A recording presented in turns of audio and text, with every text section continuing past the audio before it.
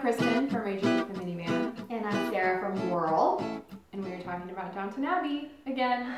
Episode 2. Episode 2. Alright, so what did you think of this episode? I think it was good. I mean, it wasn't like my favorite. I felt a little bit bored. I know. During parts, I was starting to do other things while watching it. Me too. This episode was like much ado about jackets. Oh my god! Fix the panel! The jacket! It was such a big deal. The whole show was jacket. We gotta take it to London to get a new panel. And I guess I won't wear a black tie. I have to wear a white tie or the opposite or... What was up with that? This was kind of a filler episode, I feel like not a lot happened. But okay, so let's start from the beginning. Okay. They come back from the honeymoon. Yes. Did you hear when Matthew said, my eyes have been opened? Why would you say that to your father-in-law after you go on your honeymoon? Was he talking about sex, right? That's what I thought. I thought maybe he's talking about seeing, they went to south of France. Oh. But no. I mean, he was like, my eyes have been open. And he was almost like, you know what I mean. Right, which is disgusting. Why would you say that? No. To your father-in-law. Super weird. Not liking that. Okay, so they're back from the honeymoon. Still together, no one died, yay. No one died. They're married. Everybody's happy. Edith is all happy because she's in love with the arm. Which I'm glad to see because remember how Mary like threw him off? Totally. And was it the first or second season? She had told him that, she basically made him seem like he was an idiot for liking her. So I'm glad to see, he's back around and maybe Edith will finally get her. Come on, Edith. We are pulling for you, girlfriend. And I mean, I think that Solom's nice. I know. They act like he's really nice. Well, I mean, because it's like this whole episode, it seems like the family decides that they don't want them to be together. And it's so mean. What's the big deal? He has like a title, kind of. I mean, he has good status or whatever you call it. He has money.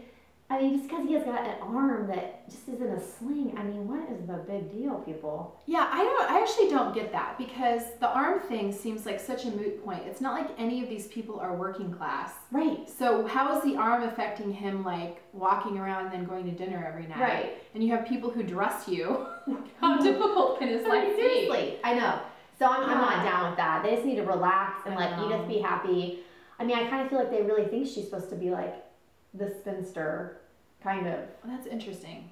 I wonder if there is some kind of like underlying, because I don't get why the dad was like trying to. I don't either. I mean, I'm glad he seems to have kind of capitulated a little bit. Yeah.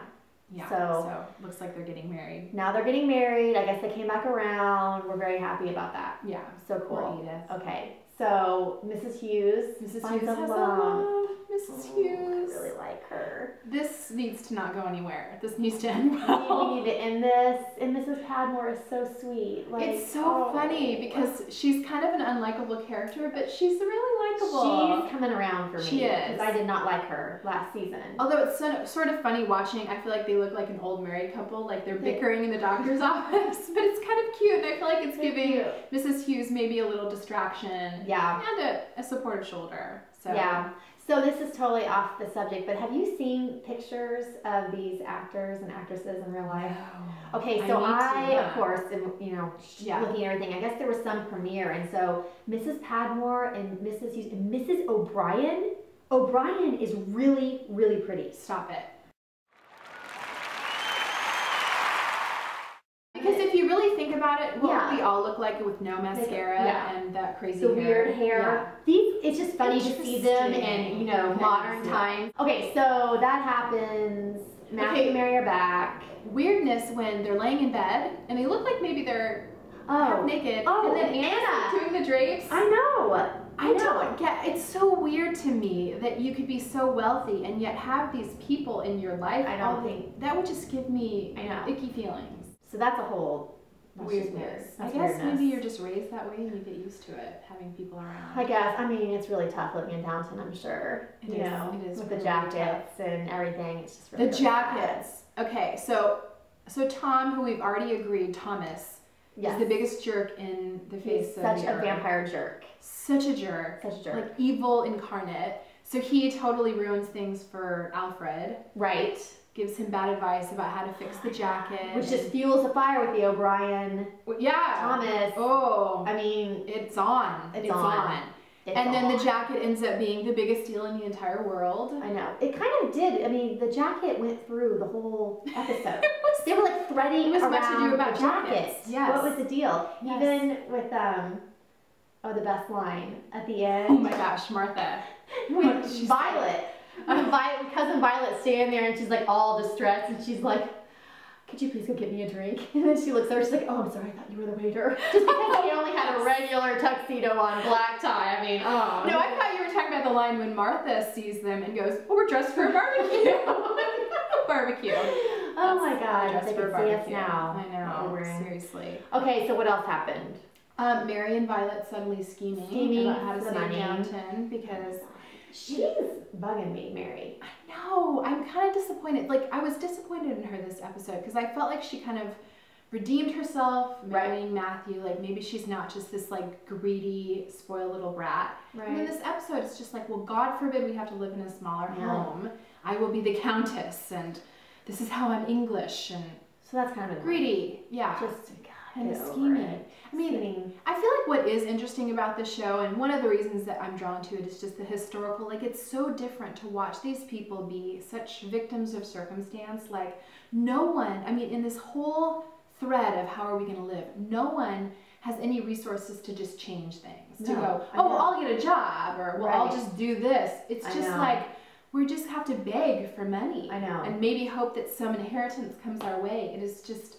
It's so opposite. And think it's the 1920s too. I know. I mean, we're not talking about like the 1800s. It's crazy. Yeah, it's so different from the American way of just. I know. You know, you work and you get things done. And okay, so there's shenanigans with O'Brien and Thomas. The prison shenanigans. Like, I don't want to. I mean, I want, please, free baits. Yeah. But like, I don't like to watch the prison. I don't like things like that anyway. So like something bad's gonna happen in the prison, and it's freaking me out. It's like weird. That weird roommate, and I don't get what does the roommate have against him? Right? Was I getting a drink during this part? Like, why does he hate him so much? They hate each other, but we don't know why. With a passion, I don't get it. Like, what did? Seriously, every time that part comes on, I'm checking my email or something. I don't know. Yeah, we just want them to be free and happy. Yes. Can we skip to that part? Let's just be honored, people. Yeah. Okay, so then at the end, you know, they orchestrate the big Violet and Mary, the big party just to show Martha like how amazing Downton is. Right. And then the oven breaks, and they have to do the picnic, and then Martha saves the day with her cute singing. Was Cousin Violet like sleeping? Did you see like when Martha's like singing the song and she walks over and the dowager, she's kind of like, yes. I couldn't figure out if she's supposed to be asleep or if she was drunk.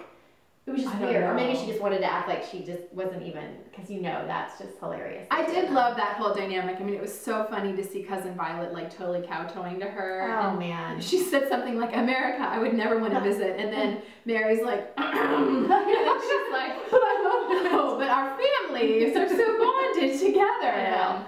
I know. Oh my gosh, it's embarrassing for her, but hilarious at the same time. And then I really loved Martha in this episode. Like, she totally saved the day. I mean, just, you know, again, kind of a reminder of like that American spirit. Yeah. Like, we'll make the best of this, and we don't have to be so uptight. Yeah. And I love, she said a line closer to the beginning of the episode just about how like, oh, are there really, you know, things we can't talk about in the 1920s? Oh, and I feel like she's just mixing up. I love it. I wonder if is she gonna stick around? I don't know. Oh yeah. I hope she does.